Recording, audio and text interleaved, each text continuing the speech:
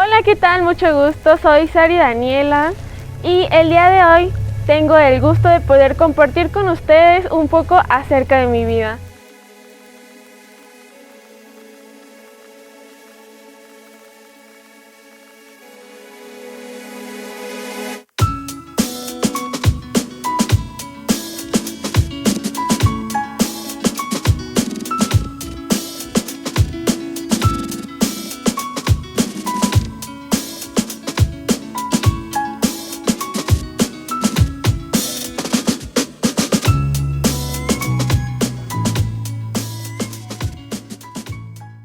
Tengo 18 años de edad, estoy por terminar el nivel medio superior, que en México sería la preparatoria.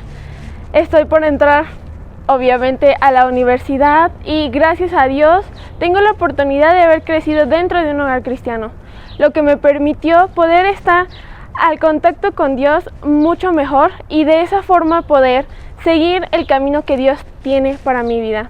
Cuando estaba en la primaria fui víctima de bullying, por lo que desde ese entonces tuve que ponerme en el lado de todos los chicos en los que literal se dividían en grupos y yo era del grupito de donde estaban las niñas inteligentes y que el resto de los niños siempre les hacían de bullying.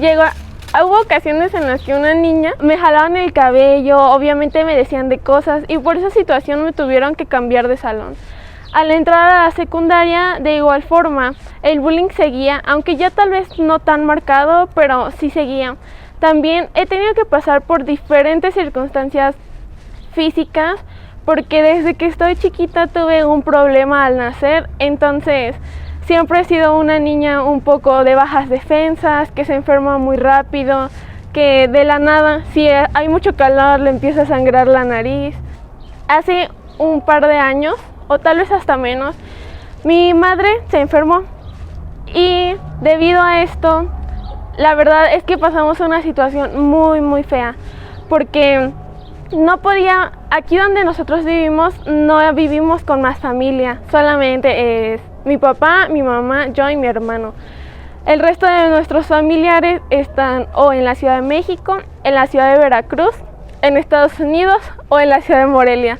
Así que sí nos quedó un poco retirado y tuvimos que pasar esas circunstancias solos.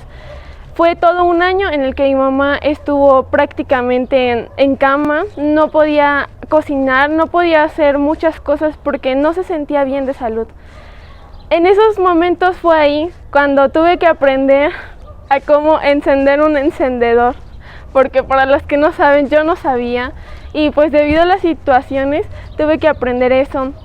También me di cuenta de con qué personas podía contar en mi vida, porque de las 3 intervenciones que tuvo mi mamá, la primera la pasamos totalmente solos, la segunda fue ya cuando se le comunicó a la iglesia y a algunos amigos personales de mi mamá y fue ahí cuando pues nos estuvimos apoyando mutuamente.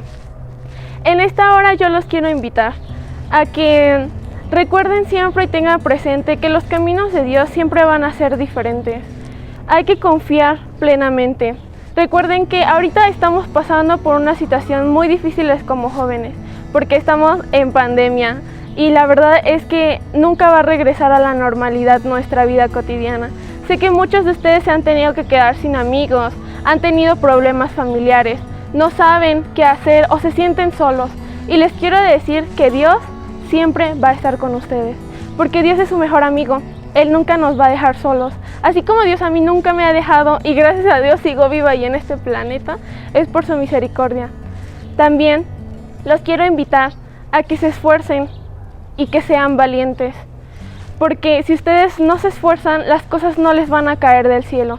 Normalmente como jóvenes tenemos esa idea de que si queremos un trabajo y no hemos encontrado uno, pero decimos, es que lo mío no son las ventas, pero si Dios ya te había puesto en tu camino, entrarle a las ventas, pero por alguna circunstancia tú no has querido, hay que cambiar esa mentalidad.